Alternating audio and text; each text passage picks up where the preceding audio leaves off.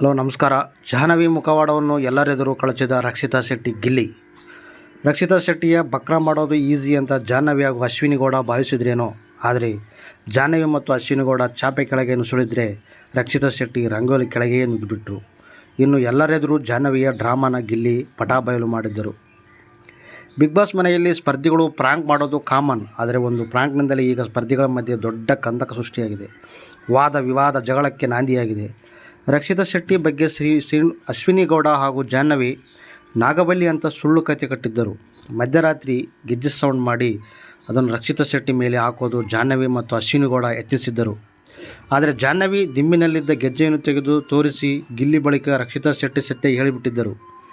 ಇದೀಗ ಮಿಡ್ವೀಕ್ ಎಲಿಮಿನೇಷನ್ ವೇಳೆ ಎಲ್ಲರೆದುರು ಜಾಹ್ನವಿಯ ಮುಖವಾಡವನ್ನು ರಕ್ಷಿತಾ ಶೆಟ್ಟಿ ಹಾಗೂ ಗಿಲ್ಲಿ ಕಳಚಿದ್ದಾರೆ. ಮಿಡ್ವೀಕ್ ಎಲಿಮಿನೇಷನ್ ವೇಳೆ ಏನಾಯಿತು? ಬಿಗ್ ಬಾಸ್ ಕನ್ನಡ ಟೋಲ್ ಕಾರ್ಯಕ್ರಮದಲ್ಲಿ 3ನೇ ವಾರವೇ ಮಿಡ್ವೀಕ್ನಲ್ಲಿ ಮಿಡ್ ನೈಟ್ನಲ್ಲಿ ಎಲಿಮಿನೇಷನ್ ನಡೆಯಿತು. ಈ ವೇಳೆ ತಮ್ಮ ಇಚ್ಛೆಯ ಓರ್ವ ಸ್ಪರ್ಧಿಯನ್ನು ಎಲ್ಲರೂ ಎಲಿಮಿನೇಷನ್ಗೆ ಸೂಚಿಸಬೇಕಿತ್ತು. ಇದರ ಅನುಸಾರ ಬಹುಪಾಲು ಸ್ಪರ್ಧಿಗಳು ಡಾಗ್ ಸತೀಶ್ ಹೆಸರನ್ನು ಹೇಳಿದರು. ಆದರೆ ಜಾಹ್ನವಿ ಹೆಸರನ್ನು ತೆಗೆದುಕೊಂಡಿದ್ದ ರಕ್ಷಿತಾ ಶೆಟ್ಟಿ ಜಾಹ್ನವಿಯ ನಾನು ಎಲಿಮಿನೇಟ್ ಮಾಡೋಕ್ಕೆ ಇಷ್ಟಪಡ್ತೀನಿ, ಯಾಕಂದರೆ ಅವರು ಪೇರಲ್ಲ, ಎಲ್ಲವೂ ಸರಿಯಾಗಿದ್ದರು, ಅವರಿಗೆ ಬೇಕಾದ ರೀತಿಯಲ್ಲಿ ತಪ್ಪು ತೋರಿಸುತ್ತಾರೆ, ಸ್ವಾರ್ಥಿ ಅಂತೇಳಿ ರಕ್ಷಿತಾ ಶೆಟ್ಟಿ ಕಾರಣ ಕೊಟ್ಟರು.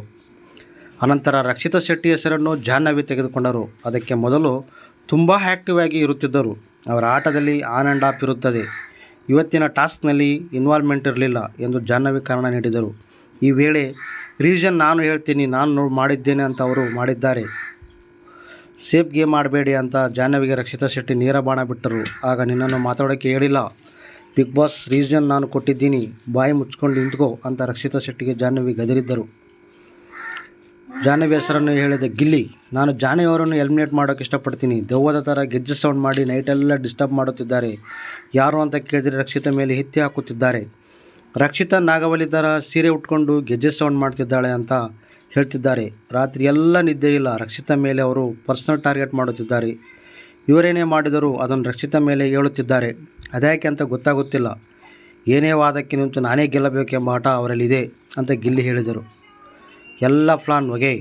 ರಕ್ಷಿತಾ ಶೆಟ್ಟಿ ಹಾಗೂ ಗಿಲ್ಲಿಯಿಂದ ಅಶ್ವಿನಿ ಗೌಡ ಹಾಗೂ ಜಾಹ್ನವಿಯ ಪ್ಲಾನ್ ಫ್ಲಾಪ್ ಆಯಿತು. ಎಲ್ಲರ ಮುಂದೆ ಗೆಜ್ಜೆ ಶಬ್ದ ಮಾಡಿದ್ದು ಜಾಹ್ನವಿ ಅಂತ ಗಿಲ್ಲಿ ಬಹಿರಂಗಪಡಿಸಿದ್ದರು. ಅಲ್ಲಿಗೆ ಇಷ್ಟು ದಿನ ರಕ್ಷಿತಾ ಶೆಟ್ಟಿ ಹೆಸರನ್ನು ಹೇಳಿ ನಾಟಕ ಮಾಡ್ತಿದ್ದ ಜಾಹ್ನವಿಯ ಮುಖವಾಡ ಕಳಚಿ ಬಿದ್ದಂಗಾಯಿತು. ಧನ್ಯವಾದಗಳು.